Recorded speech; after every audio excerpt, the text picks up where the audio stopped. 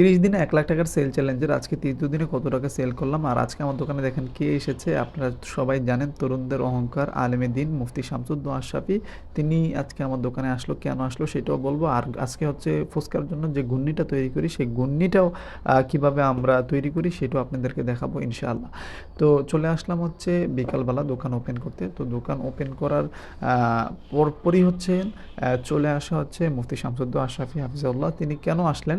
তিনি আসার রিজন হচ্ছে সর্বপ্রথম উনি আমাকে কয়েকদিন যাবৎ কল করছেন যে জিয়া তুমি কই থাকো কই থাকো। আমি আসলে সময় মিলাইতে পারছিলাম না হুজুরের সাথে দেখা করার জন্য।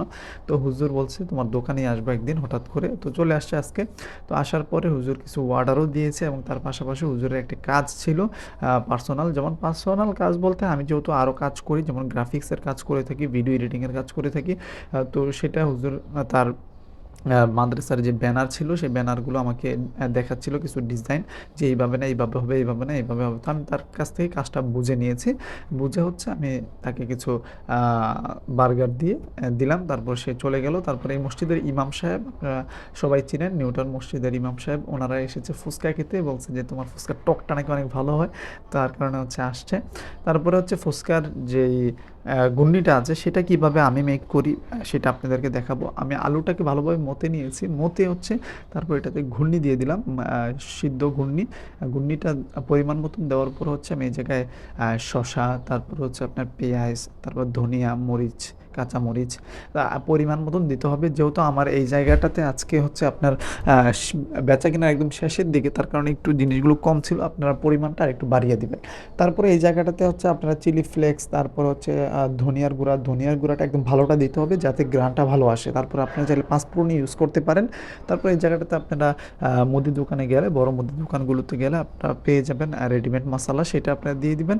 তারপরে পরিমাণ মতন লবণ, যেহেতু আপনারা অনেকেই আমাকে বলছেন টেস্টি সল্টস যেন আমি ইউজ না করি, তার কারণে আমি সেটা ইউজ করা বন্ধ করে দিয়েছি। তাই আমি মনে করি যে এটা হয়তো স্বাস্থ্যের জন্য ক্ষতিকর হবে, তার কারণেই বন্ধ করে দেওয়া। তারপরে হচ্ছে আমাদের এই হচ্ছে ঘূর্ণি মাখানোর সিস্টেমটা হয়ে গিয়েছে। ঘূর্ণি বানানো আমরা এভাবেই বানাই। আপনারা যদি এর চেয়ে কোনোভাবে ভালোভাবে বানিয়ে থাকেন সেটা কমেন্ট বক্সে আমাকে রিকমেন্ড করতে পারেন, আমি ইনশাল্লাহ সেটাও ট্রাই করার চেষ্টা করবো ইনশাল্লাহ। তারপর একটা ফুচকা আমি নিজে খেয়ে দেখে নিলাম আসলে এটা স্বাদ ঠিকঠাক আছে কিনা। তারপরে আমার একজন কাস্টমার, সে প্রতিদিনের মোটামুটি কাস্টমার, একদিন দুই দিন পরে আসে, এসে আমাকে একটু এন্টারটেনমেন্ট করে। মানে আমি যদি একটু বোরিং থাকি তাহলে সে এসে আমাকে হাসায়, মানে খুব ভালোই লাগে। তার বয়স আনুমানিক 10 হবে, সে মাদ্রাসায় পড়ে। তো এসে সে আজকে শশা কাটতেছে, বলছে আমি আপনার তো ভালো কাটতে পারি। তো শশা কাটতেছিল। তো এই হচ্ছে বিষয়। তো আজকে আমাদের সেল হয়েছে হচ্ছে 2700 টাকা। আলহামদুলিল্লাহ গতকাল থেকে 50 টাকা বেশি হয়েছে আজকের সেল। তারপরে অনেক কাস্টমার রাত্রেবেলাও এসেছে। তো দেখা হবে নেক্সট ভিডিওতে।